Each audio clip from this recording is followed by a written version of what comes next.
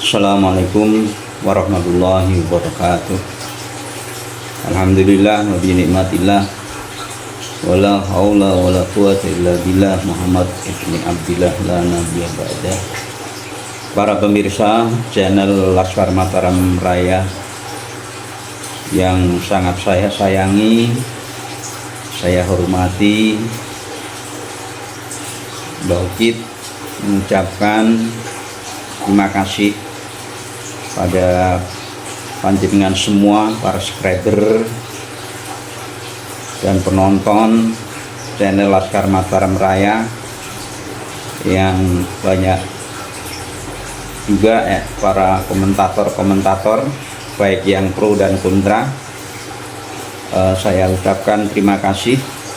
Kami mengajak pada diri saya sendiri, terutama Mbah Ukit, untuk selalu belajar dan belajar untuk menjadi pribadi yang lebih baik.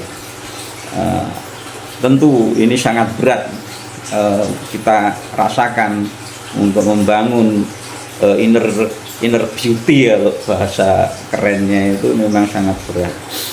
Tapi seberat apapun mesti kita lakukan agar pribadi kita itu lebih baik, lebih dewasa, lebih kepada pola pikir, mengedepankan pola pikir keilmuan daripada pola kemarahan dan kebencian dan lain sebagainya.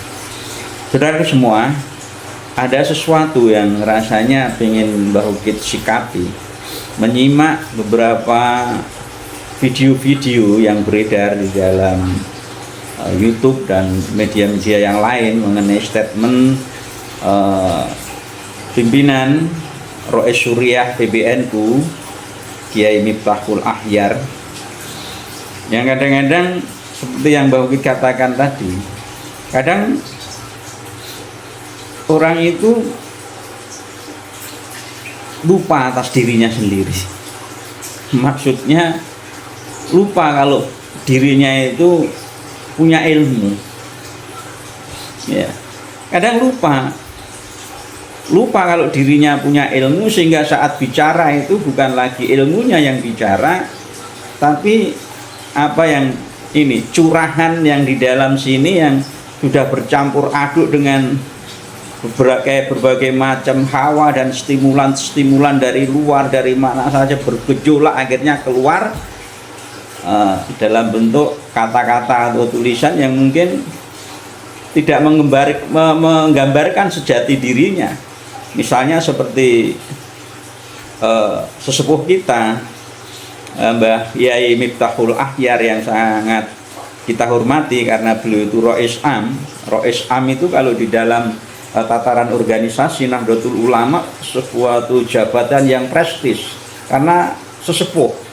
Tanfidiyah itu hanya pelaksana harian apa yang menjadi kebijaksanaan Rois.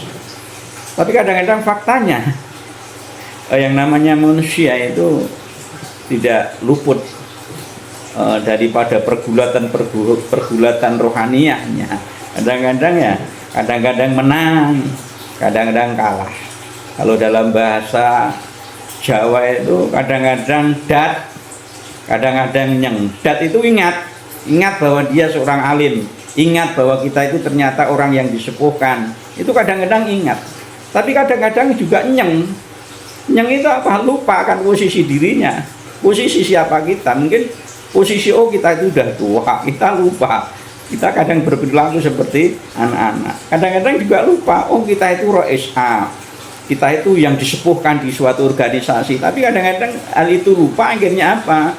Yang keluar dari lisannya seharusnya lisan yang penuh hikmah, tapi justru ya kalau tidak bisa dikatakan fitnah, ya ngedabrak, tidak sesuai dengan kapasitas keilmuan yang sebenarnya beliau miliki. Kan itu saya yakin beliau itu kapasitas ilmunya jauh di atas saya apalagi. Tapi ya itu tadi, kadang-kadang kan itu kalau cara bahasa Jawanya kadang-kadang kita itu lali dunung. Lali dunung itu kalau bahasa Indonesia lupa diri. lupa kita itu siapa, kita duduk di posisi mana, itu kadang-kadang lupa.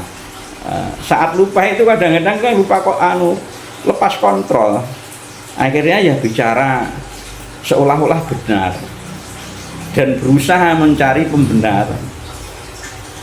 Masa sekelas beliau berpikir tidak penuh dengan kehati-hatian, terus bikin justice, apalagi yang bersifat fitnah, yang tidak ada klarifikasi dan tabayun dulu, tidak pakai analisa yang penuh kawicaksanan dengan segala hati segoro, atau dengan bahasa Jawa jiwa pradahnya. Jiwa pradah itu apa? Seorang sesepuh itu harusnya mempunyai jiwa pradah, mampu memuat segala persoalan yang dihadapi orang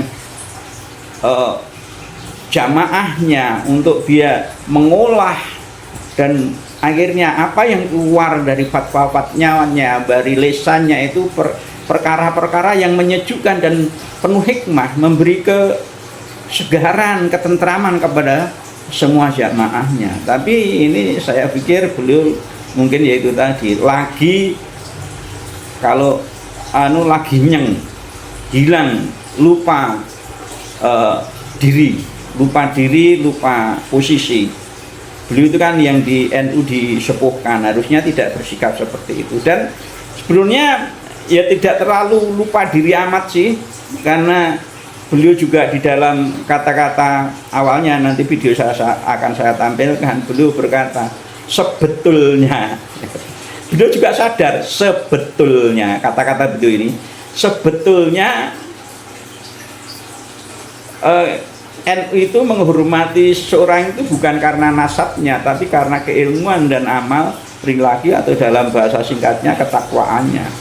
Bahkan sebetulnya lagi dalam video yang lain beliau katakan, sebetulnya beliau tidak ingin memihak ke sana dan tidak ingin memihak kemari. Tapi apa yang beliau lakukan? Faktanya beliau memihak, berarti tidak sebetulnya, berarti salah gitu loh. Kalau sebetulnya itu harusnya tidak memihak, ya toh. Sebetulnya itu harus berwawasan luas, penuh hati yang nyegoro, perlu kebijaksanaan di dalam bersikap dan berpikir, berkata-kata itu. Tapi ternyata tidak sebetulnya, malah beliau melakukan sesuatu yang tidak betul. Kan sebetulnya seperti beliau katakan sendiri, sebetulnya tidak memihak sana dan tidak memihak sini, tapi yang beliau lakukan memihak sana dan menginjak yang sini. Berarti kan tidak melakukan sesuatu yang betul. Langkah beliau tidak betul, tapi beliau tidak sadar. Kita juga kadang-kadang mengalami hal tersebut gitu. Itu wajar. Beliau juga memihak faktanya, bahkan menuduh ya Imat dan kita ini ditamsilkan sebagai Khawarij. Itu kan ya terlalu naif kan. Kalau kita dikatakan sebagai Wahabi, kalau tidak Wahabi ya mungkin antek-anteknya atau dimanfaatkan oleh orang-orang Wahabi. Ini juga apa ya, pemikiran beliau yang terlalu, kesimpulan beliau yang terlalu gerusa-gerusu untuk sekelas Rois Suriah, itu terlalu gerusa-gerusu. Mbok tabayun, saya itu tiap hari bergerak dalam pergerakan ini. Ini saya nggak ada yang mendanai kita. Siapa yang mendanai? Kalau boleh saya cerita, saya sudah mengeluarkan, ya mungkin bukan hanya kata-kata saja. Teman-teman mungkin tidak tahu apa yang saya keluarkan dalam perjuangan ini. Saya tidak mau cerita. Tidak ada yang membiayai. Siapa yang membiayai? Siapa yang membaiki ini? Nggak ada yang membaiki. Wahabi itu kita tiap hari di dalam berhadapan sama jamaah itu menepis kegiatan ajaran-ajaran Wahabi. Jadi tuduhan seperti, kesimpulan seperti itu sangat-sangat naif. Ya. Kami dan teman-teman yang berjuang dalam hal ini benar-benar kultural NU. Bayahi, kultural NU nyekek, yang tiap hari bergelut sama anak-anak kecil, ngajari alif bata. Masa panjenengan tega-tega mengatakan kami itu Khawarij? mengatakan kami itu sebagai Wahabi atau minimal dimanfaatkan oleh Wahabi atau macam-macam lah. Ini saya pikir belum mungkin lagi, yaitu lagi bahasa agak ngapunten, ini ada kasar mungkin lagi nyang itu. Nyang. Jadi lupakan posisi beliau sebagai sesepuh, pengayom, harusnya apa yang keluar dari beliau itu sesuatu yang dingin. Saat nyeng ya keluar seperti itu, tapi saya punya video saat beliau lagi dat itu apa, eling, beliau juga mendukung, mengatakan ilmiah, pendukung anak-anak muda ini begini, kritis. Ini kadang-kadang saya heran, ini kiai kita ini, sesepuh kita ini, kalau orang Jawa bilang apa ya, esok dele sore tempe. Ada video yang lain seolah-olah itu mendukung perjuangan kita, tapi di sisi lain itu menghancurkan kita, menekan kita, mentertawakan kita, menjustis kita. Itu kan kalau orang Jawa bilang esok dele sore tempe, tidak punya pendirian yang istiqomah gitu dah. Perkataan dan perbuatan beliau itu kadang-kadang kontradiktif itu, antara pagi dan sore udah berbeda, pagi berkata ini, sore berkata ini, udah berubah ya. Mungkin karena ada itu tadi stimulan kalau saya katakan ada garangan-garangan yang sama beliau itu, atau sesuatu lah yang mungkin kita nggak bisa katakan, ada yang mempengaruhi lah, ada yang mempengaruhi atau itu secara langsung atau tidak langsung, ada itu dalam psikologi sosial beliau kenapa berkata seperti itu. Saudara semua, nanti akan saya tampilkan video yang ini saat beliau seolah-olah itu mendukung gerakan kita bicara dengan wawasan keilmuan, tapi di sebelah sini sorenya, paginya mendukung kita, sorenya menghantami kita, bahkan menuduh kita sebagai, ditamsilkan, ibaratkan seperti gambaran khawarid yang udah imannya keluar laksana minaromiyah itu dinisbatkan ke kita, terus Wahabi, terus Syiah. Kalau mungkin orang-orang yang tidak masuk dalam pergerakan ini mungkin manduk-manduk setuju, tapi kami yang ada di dalam ini, kami Gus Abbas, Gus Fakih, Gus Fuad, semua teman-teman itu tidak ada yang mendanai. Tolong tunjukkan kalau ada. Kami murni pergerakan kemana-mana, sangu dewe, nggak ada yang membiayai. Kami itu benar-benar dari akar rumput, pertemuan, berangkat sendiri, bensin sendiri, snacknya urunan-urunan sendiri untuk kegiatan ini, karena apa, berdasarkan keyakinan yang menurut nurani hati kita itu benar. Jadi kalau ada framing kita merusak persatuan, memecah belah umat, itu kan hanya persepsi kalian semua. Maka kita berusaha untuk membuat asar, labet, tilas, bekas tapak perjalanan kita itu yang bisa diikuti oleh anak cucu kita. Kami sadar itu. Kalau sampai kami gelewar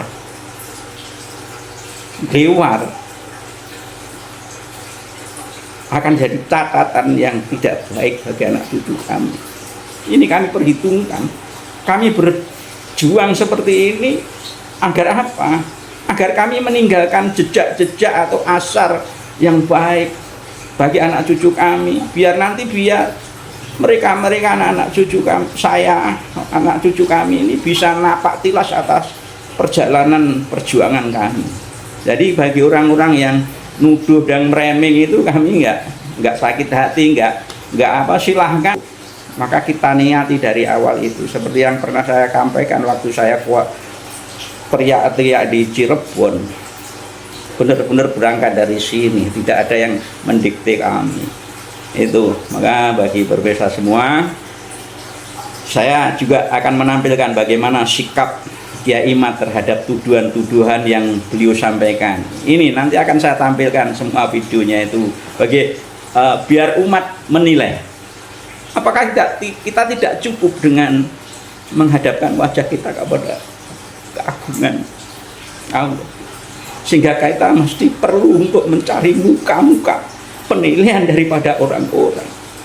Kami benar-benar melakukan ini, menghadapkan wajah kami kepada Allah Subhanahu wa Ta'ala. Apapun penilaian sampean semua terhadap kami,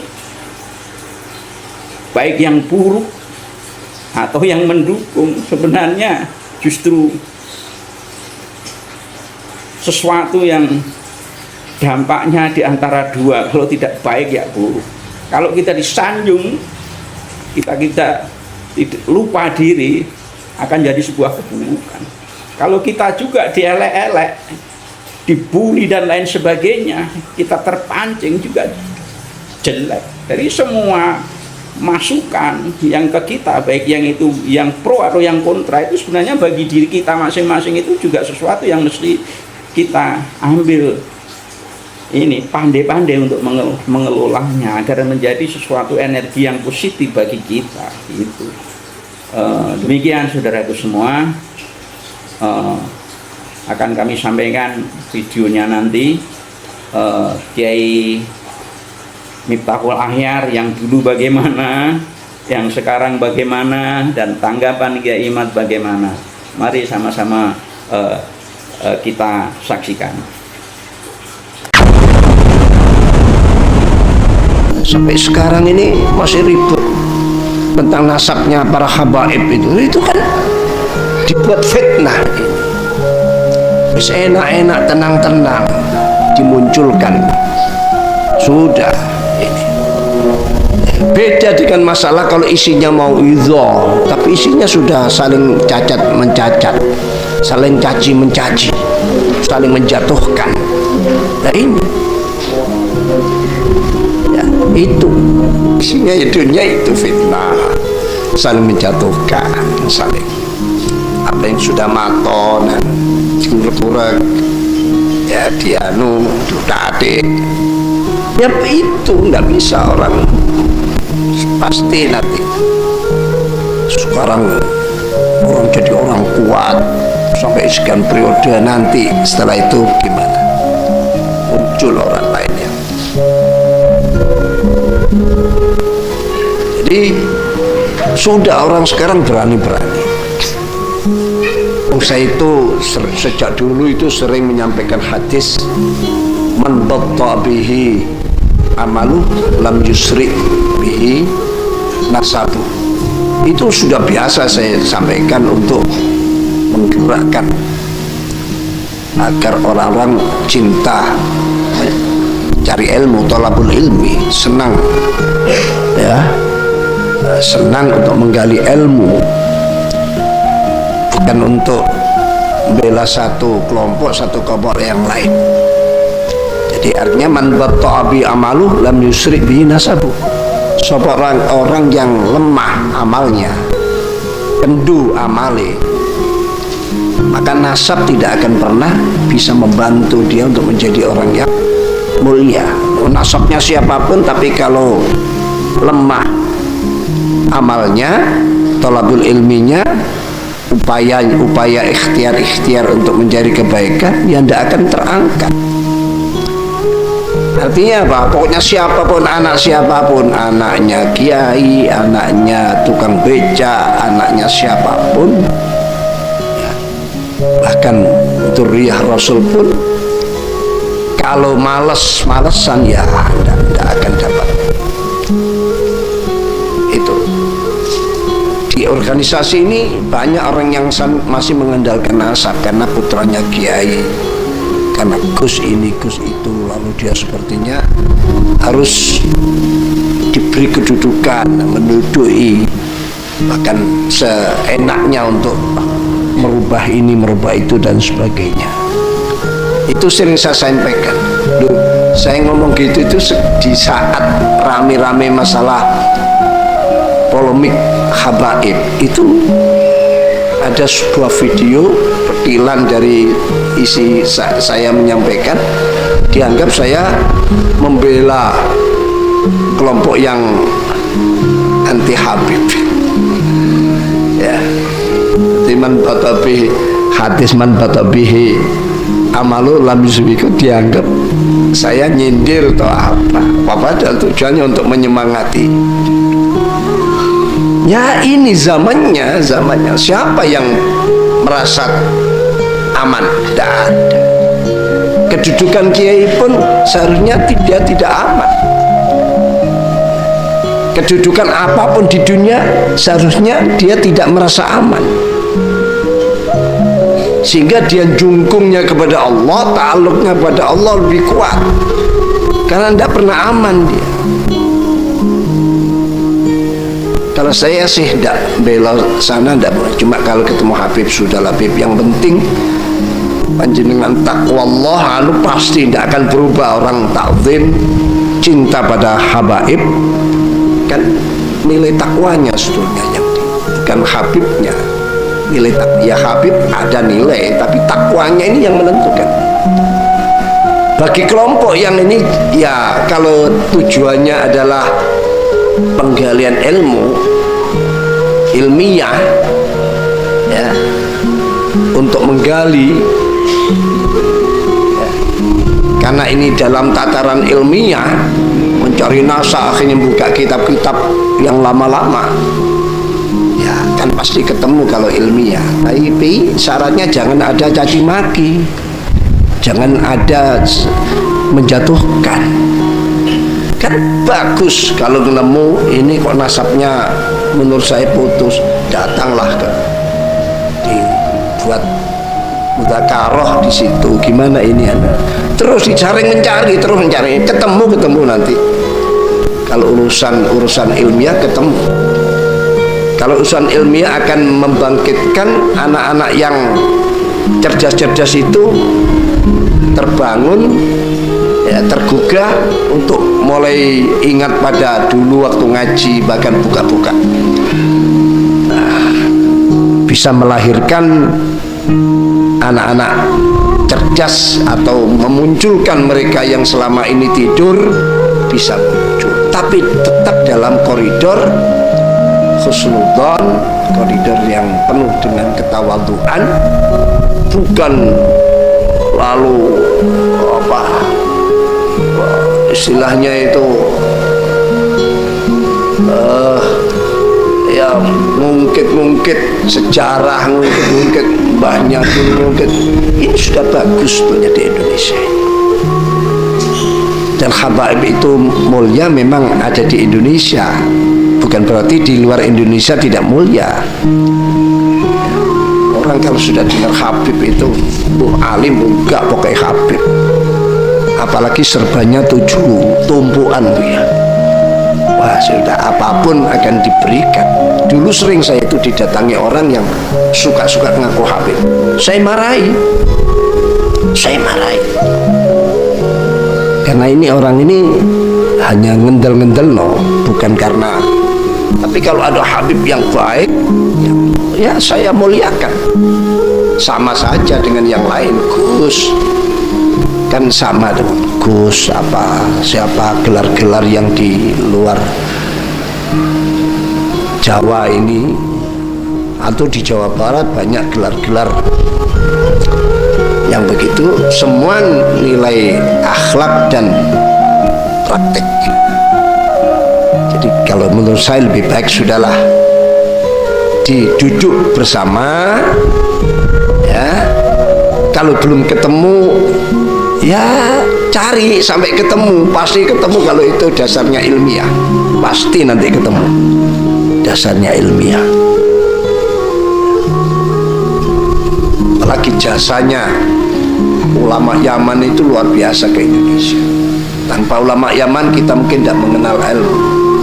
Kitab-kitab besar, terutama Kutubul Al-Fiqih ya Syafi'i, itu karena jasa-jasa besar dari para ulama Yaman.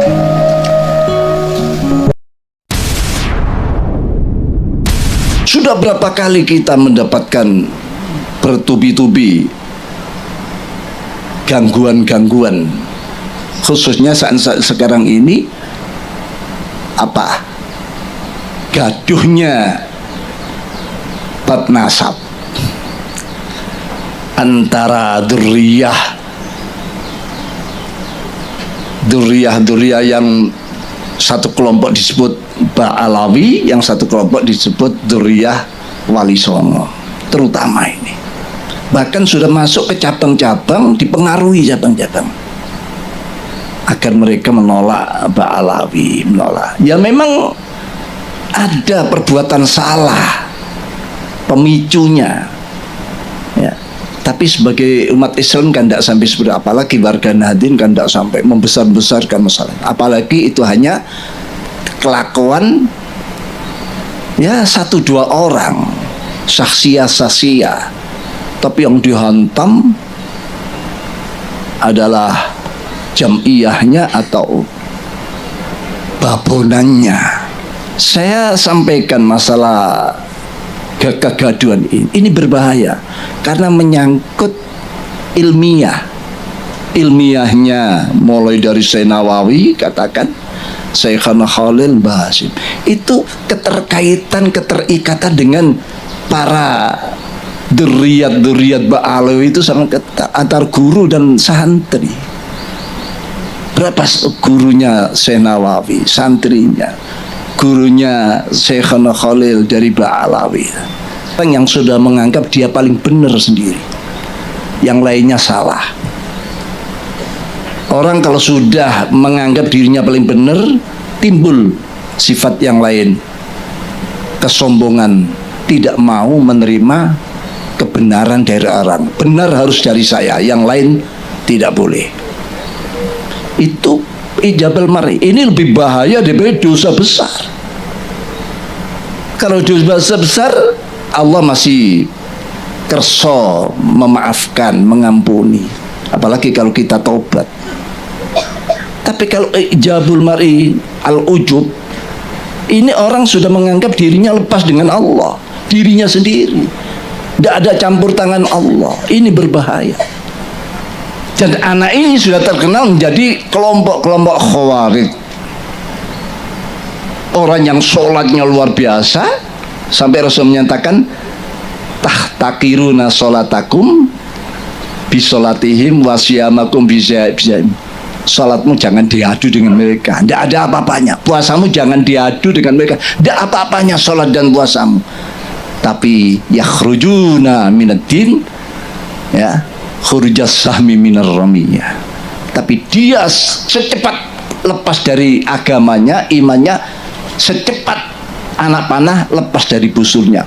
Salatnya luar biasa, ya, puasa luar biasa, tapi detik per detik dia lepas dari Islam.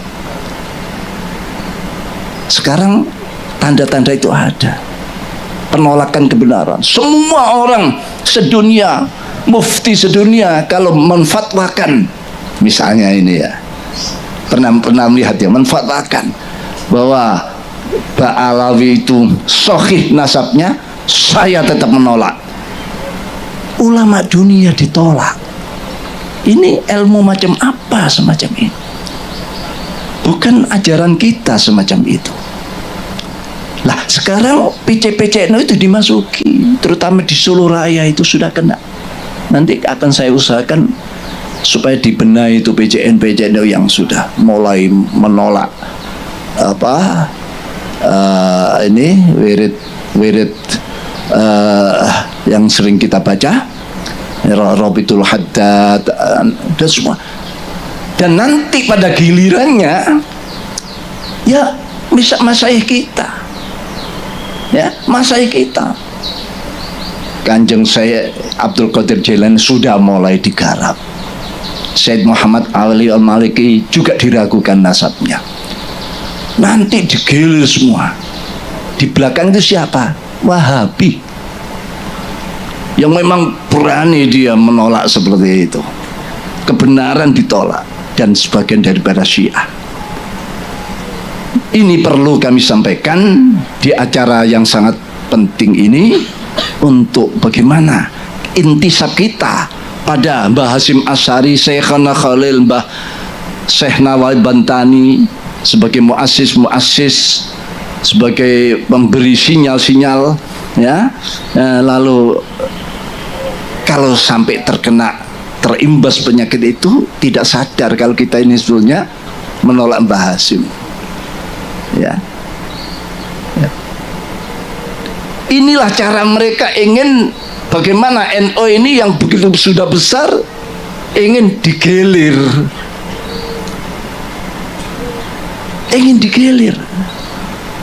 mereka punya keinginan untuk bisa menguasai Indonesia. Tadi sudah disebutkan oleh Ki Asep, tanpa lahirnya tidak ada, kita tidak mengenal negara. Memang NU dilahirkan sebagai hadiah untuk negara Indonesia ini, hadiah untuk Indonesia ini. Tidak ada Nahdlatul Ulama, tidak ada fatwa jihad, tidak ada resolusi jihad, tidak akan terdengar takbirnya Bung Tomo sebagai 10 November dan lain sebagainya. Ini khusus pada pengurus NU, agar jangan penyakit itu lalu mengimbas ke Jawa Timur, pokoknya kalau ini sampai kena, yang terkena adalah para muassis Jamiah Nahdlatul Ulama. Artinya apa? Berarti ya sudah busung, ya. Kita tidak bela Mbak Ali, kasusnya kan dengan individualnya, dengan Habib A, Habib E, Habib ini. Ya Habib ini saja yang garap. Kenapa kok yang salah ini Habibnya, orangnya? Kok klannya atau organisasinya ini yang digarap? Berarti memang sudah punya tujuan untuk mengaburkan. Habaib tidak semuanya baik, banyak yang yang baik-baik, jasanya besar, banyak. Dzurriyyah Wali Songo jasanya besar. Indonesia bisa mayoritas Muslim, negara yang semula agama lain, sekarang itu jasanya Wali Songo. Kita bagian daripada Wali Songo.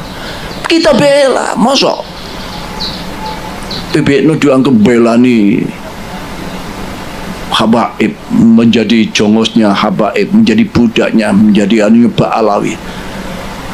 Ini memang cara-cara mereka seperti itu. Mudah-mudahanlah ini pencerahan, menjadi pencerahan, bukan malah menjadi ruwet. Buyar ini tambah ruwet. Pidato apa itu tadi? Jangan malah jadi kalau saya sih tidak ada masalah sampean kritik, bahkan sampean bully, sampean apa, tidak ada masalah. Sampean suruh turun dari orang Islam, sekarang saya turun. Tapi kan ada mekanismenya. Ya nantilah kalau sudah ojo dipilih. Dan saya memang sudah niat, sepertinya saya itu tidak bisa melanjutkan lagi, ingin kembali kepada umat. Assalamualaikum warahmatullahi wabarakatuh. Alhamdulillah, salatan wa salaman ala rasulillah, amma ba'du. Untuk mensosialisasikan kewajiban saya yang telah membaca masalah nasab para keturunan Rasul, di mana nasab Rasulullah Muhammad SAW di dunia ini banyak sekali dari keturunan Rasulullah Muhammad SAW, dari Saudi Arabia, dari Qatar, dari Yordan, dari Maroko, dari Mesir, dari Yaman, dari Indonesia, yang kita wajib untuk menjaga nasab-nasab Rasulullah yang asli, mendapatkan haknya sebagaimana seharusnya yang diajarkan di dalam Al-Quran dan Al-Hadis, dan juga wajib menjaga keturunan Rasulullah ini dari masuknya orang-orang yang bukan keturunan Rasulullah mengaku sebagai keturunan Rasulullah. Dan diantara orang-orang yang mengaku sebagai keturunan Rasulullah tetapi dia bukanlah keturunan Rasulullah adalah keluarga Ba'alwi. Berdasarkan penelitian saya dan juga penelitian banyak ulama sebelum saya, bahwa secara ilmu nasab para klan Ba'alwi ini adalah bukan keturunan dari baginda Nabi besar Muhammad SAW. Berdasarkan ilmu sejarah, leluhur-leluhur mereka yang dikatakan Ubaid punya anak namanya Alwi, Alwi punya anak namanya Muhammad, itu tidak terdata di dalam kitab-kitab sejarah. Namanya sunyi, tidak pernah diberitakan oleh kitab-kitab sejarah. Sampai pengakuan mereka di abad 9 bahwa mereka adalah keturunan baginda Nabi besar Muhammad SAW.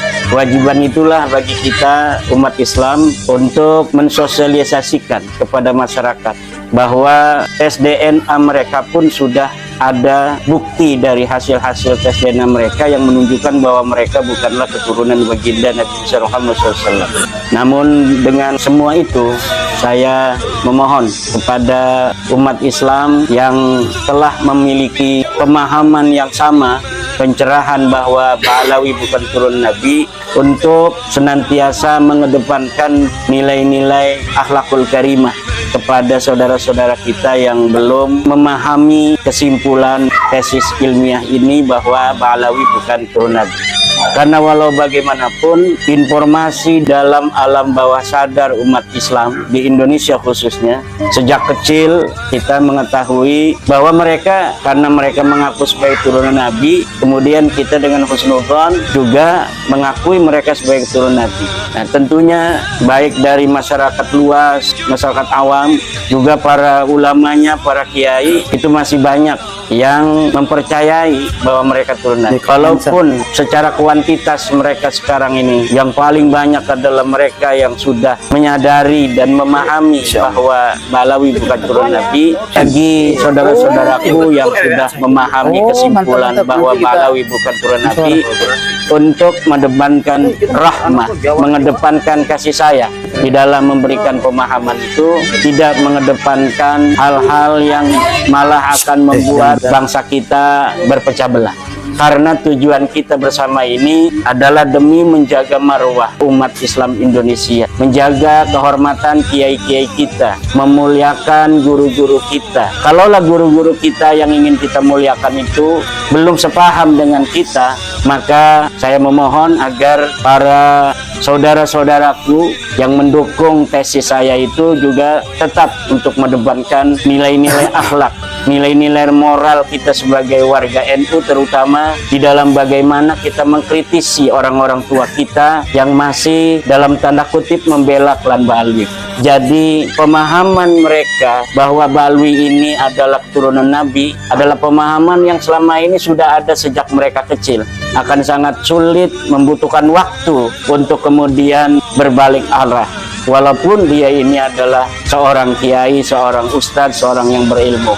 Berbahagialah saudara-saudaraku yang ketika diberikan sebuah pengetahuan, sebuah kesimpulan ilmiah, dengan cepat mampu untuk memikirkannya, dengan cepat memahaminya, kemudian berkesimpulan yang sama bahwa Ba'alawi ini bukan turun Nabi.